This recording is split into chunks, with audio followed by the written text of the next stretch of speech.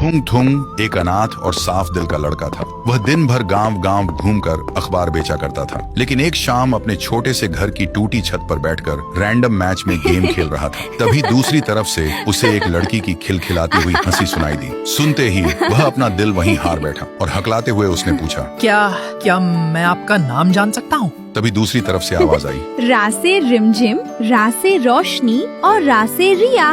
और तो थुंग थुंग शर्मा के बोला, त से थोड़ा सीधा, त से थोड़ा शर्मीला और त से थुंग थुंग। इतना सुनते ही रिया जोर से खिलखिलाकर हंस पड़ी और उस दिन के बाद दोनों दोस्त बन गए। लेकिन थुंग थुंग की बातों की सच्चाई और उसके सीधेपन ने रिया का दिल जीत लिया और देखते ही देखते दोस्ती मोहब्बत में बदल गई। दोनों मीलों दूर थे पर दिल हमेशा करीब थे। पर एक दिन रिया रोते हुए बोली, थुंग थुंग, बस अब और इंतजार नहीं होता, मुझे अपने पास ले चलो ना, मैं तुम्हारे बिना और जी नहीं सकती। रिया की ये बातें थुंग थुंग के दिल में सीधे उतर गईं। लेकिन फोन रखते ही उसे अपनी असलियत नजर आ गई। उसके पास न अच्छा घर था न नौकरी। तभी उसने खुद से ही कसम खा ली, मैं अपनी रिया को एक दिन रानी बनाकर ही लाऊंगा। और उस दिन के बाद वह सुबह होने से पहले ही अखबार बांटने निकल जाता और आधी रात तक बिना रुके मजदूरी करता। लेकिन इस दिन रात की मेहनत का असर उनके रिश्ते पर पड़ने लगा। अब थुंग थुंग के पास रिया से बात करने का वक्त ही नहीं बचता था। इसलिए रिया को लगने लगा थुंग थुंग उसे नजरअंदाज कर रहा है। फिर एक शाम रिया ने गुस्से में फोन किया और बोली, तुम बदल गए थुंग थुंग, तुम पहले जैसे बिल्कुल नहीं रहे। दूसरे लड़कों को देखो, वो अपनी गर्लफ्रेंड को कितना वक्त देते हैं, और तुम तो 1% भी वैसे नहीं हो जैसा मैं चाहती थी। पता नहीं फिर भी तुमसे प्यार क्यों करती हूँ।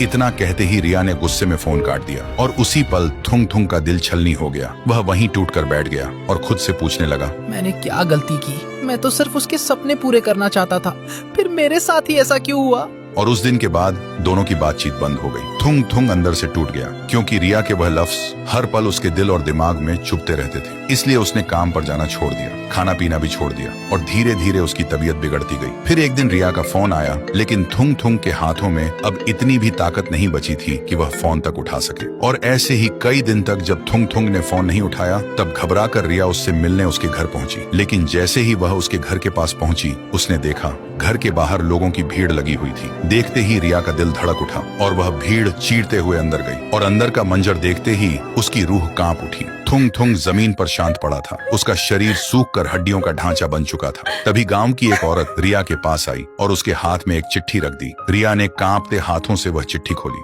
उसमें लिखा था, मेरी जान रिया, तुम्हें लगा मैं तुमसे दूर हो गया था, पर मैं तो हर दिन तुम्हारे और करीब आने की कोशिश कर रहा था। काश तुम मेरी खामोशी समझ पाती। मेरी पूरी दुनिया सिर्फ तुम ही थी। खुश रहना, तुम्हारा थुंग थुंग।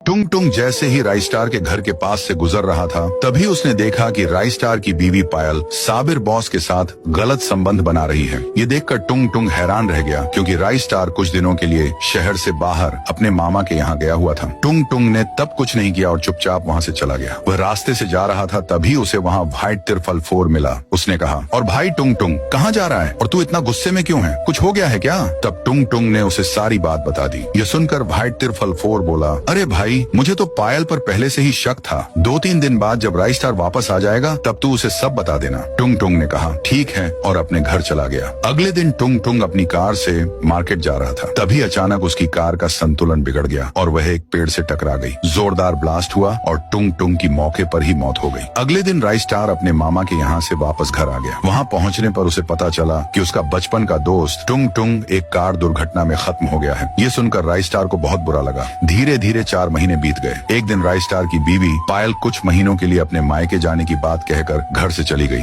उसी रात राइस्टार अपने बिस्तर पर लेटा हुआ था, तभी उसे किसी के रोने की आवाज सुनाई दी। वह डर के मारे उठकर बैठ गया और पीछे मुड़कर देखा। सामने टुंग टुंग की बहुत ही भयानक आत्मा खड़ी थी। रोते हुए टुंग टुंग बोला, भाई, मेरी मौत कोई हादसा नहीं थी, बल्कि एक मर्डर था। जब तू अपने मामा के यहाँ गया हुआ था, तब मैंने तेरी बीवी पायल और साबिर बॉस को गलत काम करते हुए देख लिया था। जब मैं वहाँ से जा रहा था तो मैंने यह बात व्हाइट तिरफल 4 को बता दी थी। इसके बाद व्हाइट तिरफल 4 तेरे घर आया और पायल अब साबिर बॉस को सब कुछ बता दिया कि टुंग टुंग सब जान चुका है और राइस स्टार के आते ही उसे सब बता देगा। ये सुनते ही पायल और साबिर बॉस का खून खौल उठा। उन्होंने व्हाइट तिरफल 4 को बहुत सारे पैसे दिए। इसके बाद एक रात जब मैं अपने घर में सो रहा था, व्हाइट तिरफल 4 चुपके से आया और मेरी कार का ब्रेक फेल कर दिया। अगले दिन जब मैं कार से बाजार जा रहा था तो ब्रेक नहीं लगे और मेरी कार पेड़ से टकरा गई, जिससे मेरी मौत हो गई। और हाँ भाई, आज भी तेरी बीवी मायके नहीं गई है, बल्कि साबिर बॉस के साथ ओयो होटल में है। इतना कहकर टुंग टुंग की आत्मा हवा में गायब हो गई। अब राइस स्टार के सिर पर खून सवार हो चुका था। वह चाकू लेकर उसी रात घर से निकल पड़ा होटल की तरफ।